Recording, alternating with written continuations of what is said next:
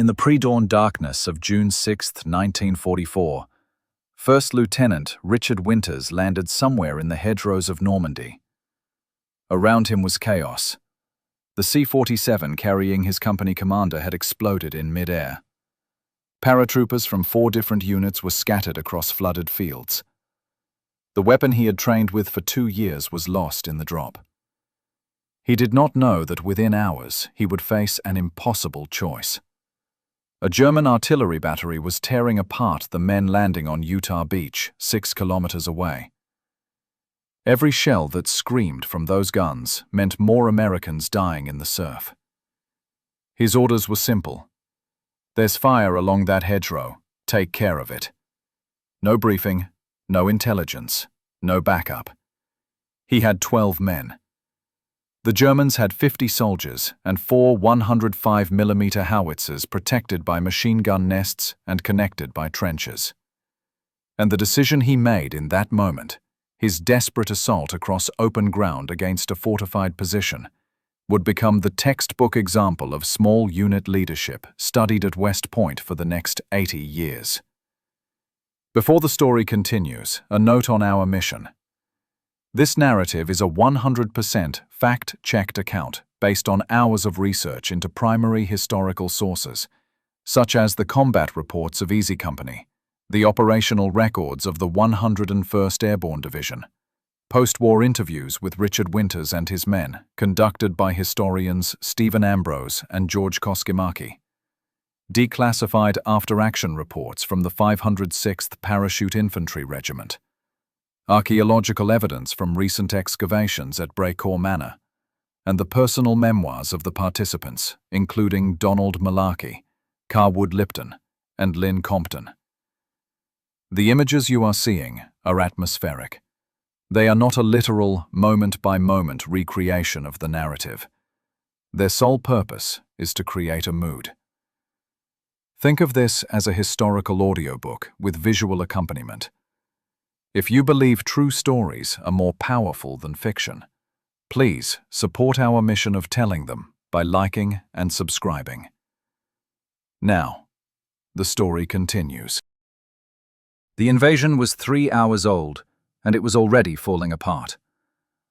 At approximately 8:30 on the morning of June 6, 1944, First Lieutenant Richard Winters crouched in a ditch near the hamlet of Le Grand Chemin, 3 kilometers southwest of Utah Beach.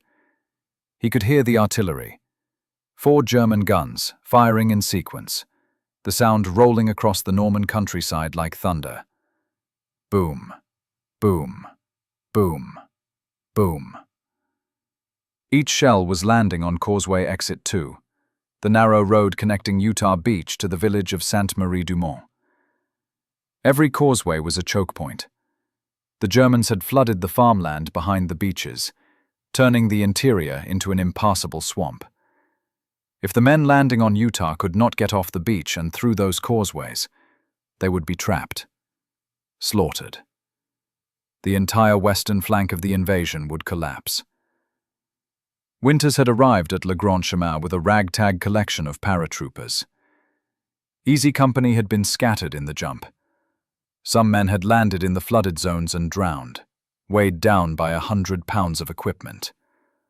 Others were miles from their drop zones, cut off, fighting alone. The company commander, First Lieutenant Thomas Meehan, was dead. His C-47 had been hit by anti-aircraft fire at 1:15 in the morning. Everyone on board was killed instantly. Command of Easy Company had fallen to Winters by default. He was 26 years old. He had been in France for 7 hours. He had never led men in combat. Colonel Robert Strayer, the battalion commander, found Winters near the rally point. Strayer pointed across an open field toward a tree line about 300 meters away. "There's fire along that hedgerow there," Strayer said. "Take care of it." That was the briefing. No map, no aerial reconnaissance, no information about enemy strength or disposition. Winters asked how many men he could take. Strayer told him to use whatever he could find. Winters gathered 12 men from Easy Company. He grabbed a few more from other units scattered by the drop. Private John Hall from Alpha Company. Privates Gerald Lorraine and Virgil Kimberling from Headquarters Company. Private Walter Hicks from Fox Company, who brought Sergeant Julius Houck with him. In total, Winters had 13 men. 13 against an unknown enemy in an unknown position, firing guns that were killing Americans on the beach. Winters crawled forward through the tall grass to conduct a reconnaissance. What he discovered made his stomach turn. 4 105mm howitzers, dug into gun pits connected by a network of trenches that ran parallel to the hedgerow. Each gun was manned and actively firing toward Utah Beach. Between the guns were German soldiers, at least 50 of them, moving through the trenches to supply ammunition and reinforce positions. Covering the entire battery were multiple MG-42 machine gun nests, the barrels trained on the open field Winters would have to cross. The Germans had excellent fields of fire. The hedgerow provided natural cover. The trenches allowed them to move between positions without exposing themselves. It was a textbook defensive position. And Winters was supposed to destroy it with 13 men, most of whom he did not know, armed with rifles, a few grenades, and 2 .30-caliber machine guns. If he retreated, the guns would keep firing. More men would die on Utah Beach. The invasion timetable would be delayed. The beachhead could fail. If he attacked and failed, his men would be cut down in the open field. He would be dead. They would all be dead. And the guns would keep firing anyway. Richard Winters had spent the last 2 years preparing for this moment, but not in the way anyone expected. At Camp Toccoa in Georgia, he had served under Captain Herbert Sobel, a strict disciplinarian who drove Easy Company harder than any other unit in the 506th Parachute Infantry Regiment. Sobel was relentless. He cancelled weekend passes on a whim. He punished men for infractions so minor they bordered on absurd. The men hated him. But Sobel's greatest failing was not his tyranny. It was his incompetence in the field. During tactical exercises in England, Sobel repeatedly got lost. He could not read a map. He panicked when confronted with unexpected situations. The men began to fear that if Sobel led them into combat, he would get them all killed. The tension had come to a head in the winter of 1943. Sobel, sensing that Winters was respected by the men and threatened by that respect, attempted to have Winters court-martialed on false charges. The non-commissioned officers of Easy Company mutinied in protest. Colonel Sink, the regimental commander, resolved the situation by transferring Sobel out of the company. First Lieutenant Thomas Meehan took command. But the episode left a mark on Winters. He had seen what happened when a leader lost the trust of his men. He had seen the cost of incompetence. And now, standing in a field in Normandy with 13 men waiting for his orders, he knew that his first decision in combat would define him. If he failed, if he hesitated, if he made the wrong call, he would be no better than Sobel. And men would die because of it. Winters made his decision in seconds. He would attack. But he would not attack blindly. The key to the German position was also its weakness. The trenches that allowed the Germans to move between guns also meant they were channeled into predictable routes. If Winters could suppress the machine guns and get men into the trench system, they could use the Germans' own defenses against them. Fire and movement. Suppress the enemy. Advance under covering fire. Take the first gun. Use the trench to advance to the second. Repeat. It was textbook infantry tactics, the kind of maneuver they had drilled endlessly at Toccoa. But it had never been tested in combat, and it required perfect execution under fire. Winters positioned his two M1919 machine guns in the tree line, with a clear line of sight to the German positions. Privates Cleveland Petty and Joe Liebgott would man one gun. Private Popeye Wynne and another soldier would man the second. Their job was to pour suppressing fire onto the German machine gun nests and keep the enemy's heads down.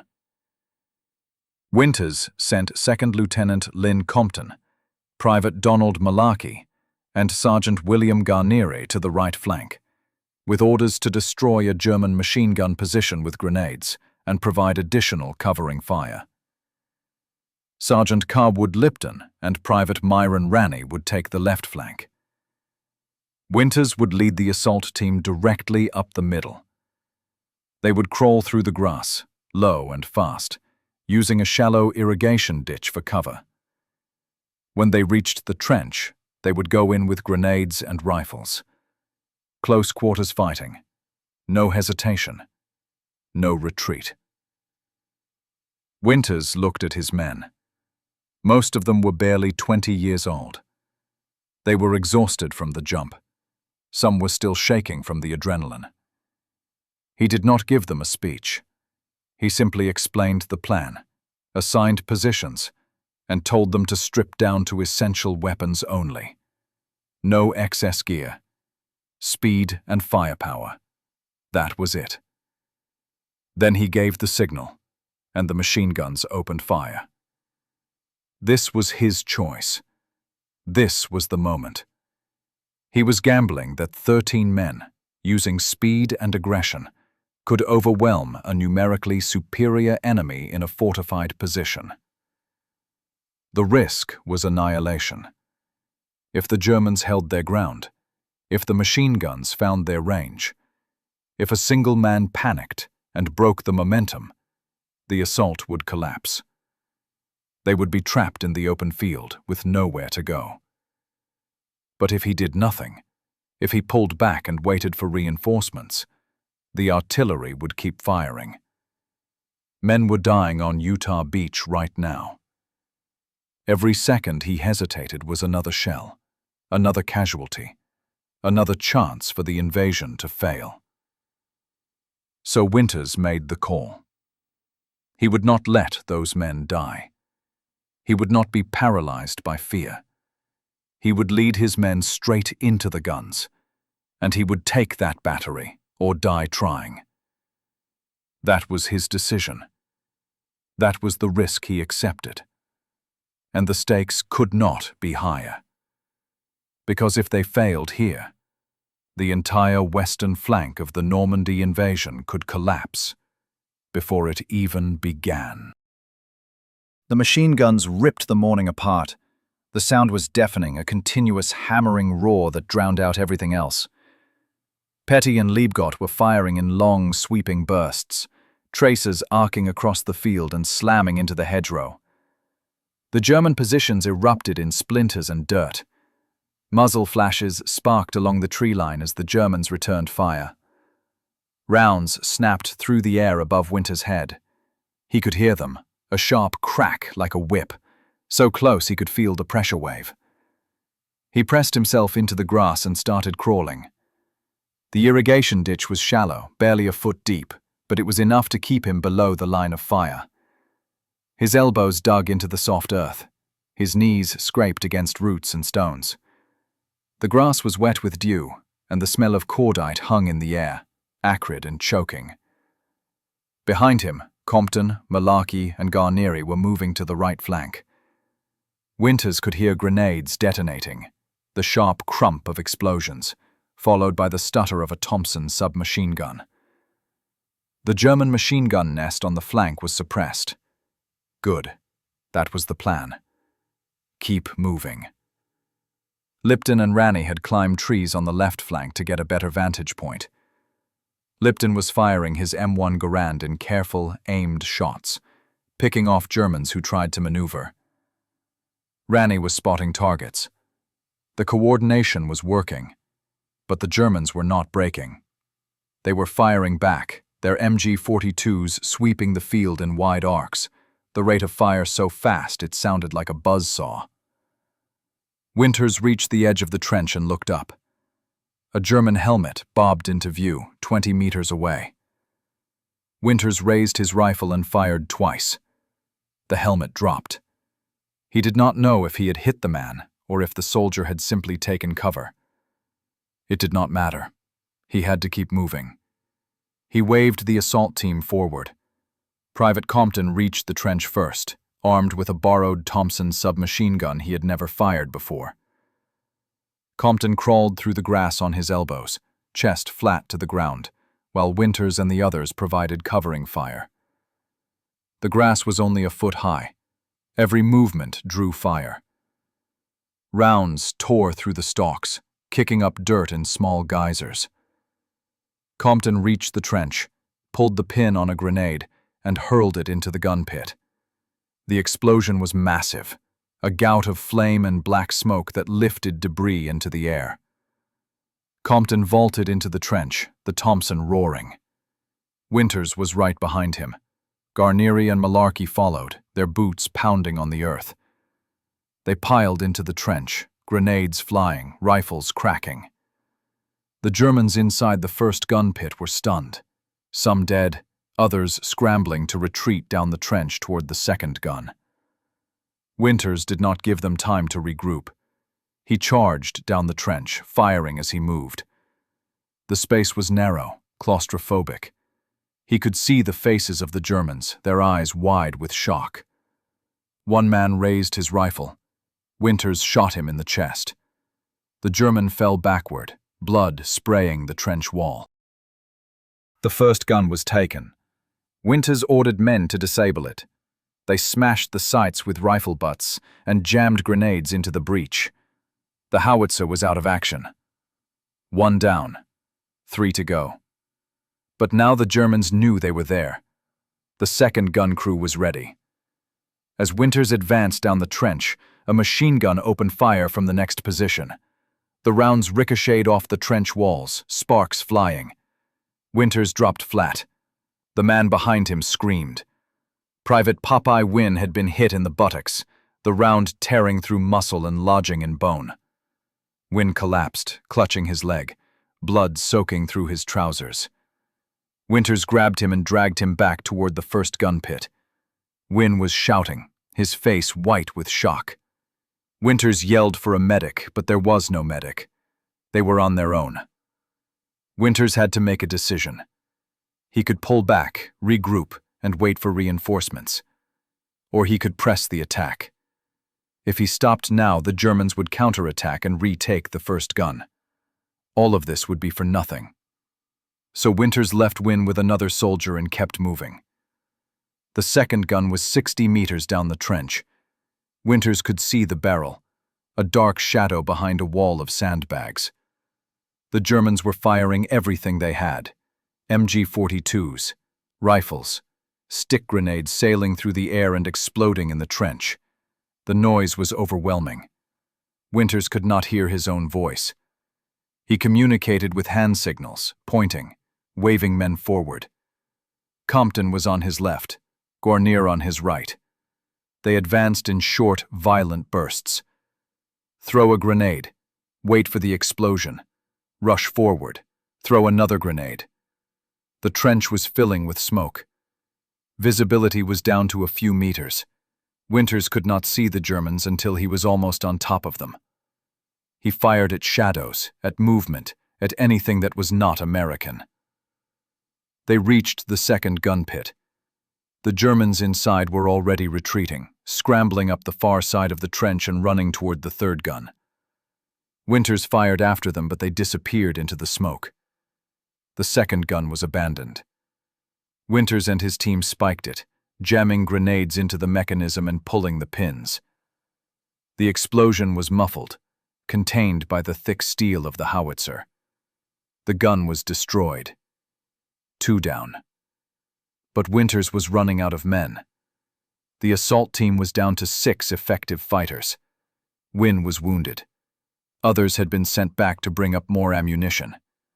The Germans, meanwhile, were regrouping. Winters could hear shouting from the direction of the third gun, German officers barking orders, the metallic clatter of weapons being reloaded. They were preparing for a counterattack. Winters knew he could not take the third gun with 6 men. He needed reinforcements. He sent a runner back to Le Grand Chemin with orders to bring up more men and ammunition. Then he hunkered down in the second gun pit and waited. The wait felt like hours. In reality, it was probably 20 minutes. During that time, the Germans probed the American position with machine gun fire and grenades. Winters and his men returned fire, conserving ammunition, holding the line. Then, finally, reinforcements arrived. Lieutenant Ronald Spears from Dog Company appeared with 5 men. Spears was a legend in the 506th, known for his fearlessness and his ruthlessness. He did not ask for a briefing. He simply nodded at Winters and said, "Where do you need me?" Winters pointed toward the third gun. Spears took his men and charged straight across the open field, running at full sprint through machine gun fire, his Thompson blazing. It was insane. It was suicidal. It worked. The Germans, stunned by the audacity of the assault, hesitated for a fraction of a second. That was all Spears needed. He reached the third gun pit, grenades flying, and cleared it in a matter of seconds. The third gun was taken. Winters advanced down the trench to support Spears, and together they moved on the fourth gun. By now, the German defenders were demoralized. They had lost 3 guns. They were outnumbered in the trenches. Their machine gun nests were suppressed. Some surrendered. Others fled toward Brécourt Manor, the main farmhouse about 200 meters behind the battery. Winters and Spears cleared the fourth gun pit and disabled the howitzer. All 4 guns were silent. But the battle was not over. As Winters inspected the fourth gun, he discovered a German command post hidden in the trench. Inside was a radio and a detailed map marked with the locations of every German artillery battery and machine gun position on the Cotentin Peninsula. It was an intelligence windfall. Winters grabbed the map and the radio and ordered his men to fall back. The Germans were still firing from Brécourt Manor, and Winters did not have the men or the ammunition to assault the farmhouse. They had achieved their objective. The guns were destroyed. It was time to withdraw. As they pulled back through the trench, Winters came across the body of Warrant Officer Andrew Hill, a man from the 506 headquarters who had stumbled into the battle while searching for his unit. Hill was dead, shot through the chest. His arm was sticking straight up in the air, his wristwatch exposed. Machine gun rounds were still snapping overhead. Winters crawled past the body, then stopped, reached back, and tried to take the watch. The strap was tight. Winters had to tug at it. For a moment, lying in the mud with bullets whipping past, he thought to himself, "You are insane. This watch is not worth it." He let go and kept crawling. The assault had taken 3 hours. Not the 10-minute firefight it would later appear in films, but a grinding, exhausting slog through mud and blood and smoke. 15 Germans were dead. 12 were captured. The Americans had suffered 4 killed and 2 wounded. Private John Hall from Alpha Company was dead. Sergeant Rusty Houck from Fox Company was dead. 2 soldiers from Dog Company were casualties. Popeye Wynne was evacuated back to England. Warrant Officer Hill was dead. The cost was steep. But the guns were silent. Causeway Exit 2 was open. The men on Utah Beach could advance inland. Winters returned to Le Grand Chemin carrying the German map. He was covered in mud and cordite residue. His hands were shaking. He could not stop them. The adrenaline was draining from his system and leaving him hollow. He found Captain Lewis Nixon, the battalion intelligence officer and his closest friend. Nixon took one look at the map and his eyes went wide. This was gold. The map showed every German position in the area. The locations of artillery batteries, machine gun nests, command posts, supply depots. It was the kind of intelligence that could save thousands of lives. Nixon grabbed the map and ran. He sprinted 3 kilometers to Utah Beach, dodging German sniper fire, and handed the map to the first senior officer he could find. Within hours, the intelligence had been passed up the chain of command all the way to 7th Corps headquarters. The Allied commanders were ecstatic. They sent the first 2 tanks that landed on Utah Beach directly to Le Grand Chemin to support the paratroopers. Winters directed the tank fire to eliminate the remaining German resistance at Brécourt Manor. By noon, the farmhouse was secured. The battery was completely destroyed. The threat was gone. On Utah Beach, the men of the 4th Infantry Division were advancing inland. The causeways were open. The invasion was proceeding. By the end of the day, more than 23,000 American soldiers had landed on Utah Beach. The casualty count was 197 killed and 60 missing. Compared to the bloodbath at Omaha Beach, where over 2,000 men died, Utah was a stunning success. And part of that success, a small but critical part, was due to the 13 men who had attacked a German artillery battery at Brécourt Manor and silenced the guns that were tearing apart the landing zones. The relief was not immediate. There was no time for celebration. The war was just beginning. Easy Company moved out that afternoon, marching towards Sainte-Marie-du-Mont to link up with the rest of the regiment. But for Winters, there was a moment of quiet. A moment where he allowed himself to breathe. They had done it. His men had followed him into hell, and they had come out alive. Not all of them, but enough. He thought about Hall and Hill and Houck, men he barely knew, men who would never see home again. He thought about Wynne, evacuated and screaming in pain. He thought about the Germans in the trenches, young men like his own soldiers, now dead in the mud. And he thought about the decision he had made, the gamble he had taken, the risk he had accepted. It could have gone so wrong. If the machine guns had found their range, if the Germans had counterattacked in force, if Spears had not arrived when he did. The margin between success and disaster had been razor thin. But they had succeeded. The guns were silent. The beach was open. And Richard Winters, a 26-year-old lieutenant from Pennsylvania who had never led men in combat before that morning, had proven that he could do what Herbert Sobel never could. He could lead. He could make the disservice. He could make the hard decisions. He could look his men in the eye and ask them to follow him into hell, and they would do it, because they trusted him. That trust had been earned in the trenches of Brécourt Manor, and it would carry Easy Company through the rest of the war. Winters would later say that the assault on Brécourt Manor was the moment he knew he could be a leader.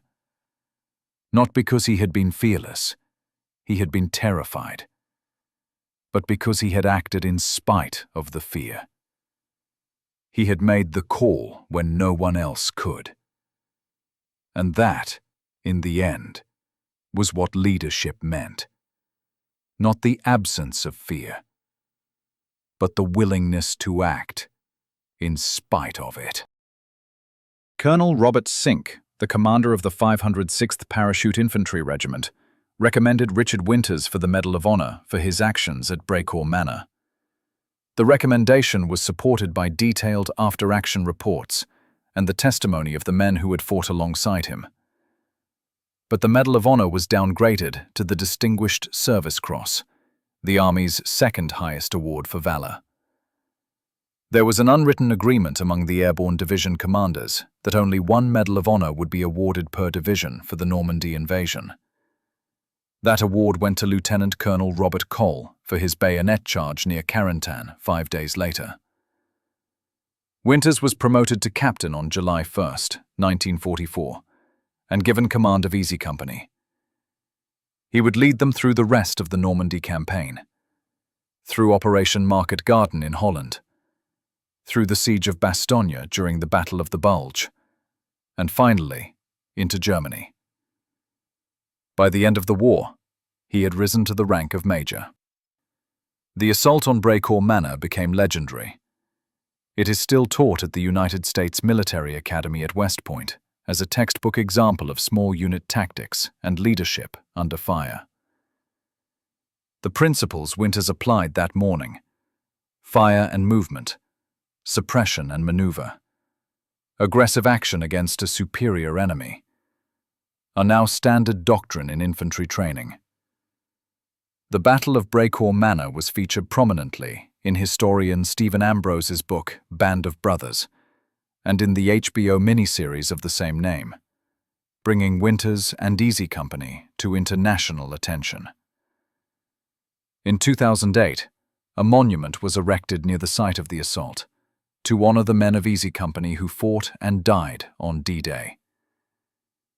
In 2012, on the 68th anniversary of the invasion, a bronze statue of Richard Winters was unveiled near Sainte-Marie-du-Mont. Winters insisted that the monument be dedicated to all junior officers who served in Normandy, not just to himself. The inscription reads, "Hang tough. The legacy of Brécourt Manor is not just the tactical lessons. It is the proof that leadership, real leadership, is forged in moments of impossible choice." When Richard Winters stood in that field with 13 men and decided to attack, he was not thinking about medals or monuments. He was thinking about the men dying on the beach. And he made the call. That is the legacy. That is the lesson. That is what we remember. Courage is not the absence of fear. It is the willingness to act in spite of it. Richard Winters was terrified that morning at Brécourt Manor. He said so himself in interviews decades later. He was a young officer facing his first combat. He had 13 men against 50. He had no idea if his plan would work. But he acted. He made the call. He led from the front. And because of that decision, those 4 guns went silent, and the men on Utah Beach lived to fight another day. Leadership is not about being fearless. It is about being responsible. It is about looking at an impossible situation and saying, "I will not let others pay the price for my hesitation." Richard Winters could have waited for reinforcements. He could have passed the mission to someone else. He could have justified retreat. But he did not. He took the risk. He accepted the cost. And he proved that sometimes the only way through hell is straight ahead. The story of Richard Winters and the Brécourt Manor assault is one of thousands that deserve to be told. If you believe true stories are more powerful than fiction, please support our mission by liking this video, subscribing to the channel, and sharing it with others who value real history. Comment below and let us know which leader we should cover next. These stories matter. These men mattered. And we will never stop telling their stories. Thank you for watching.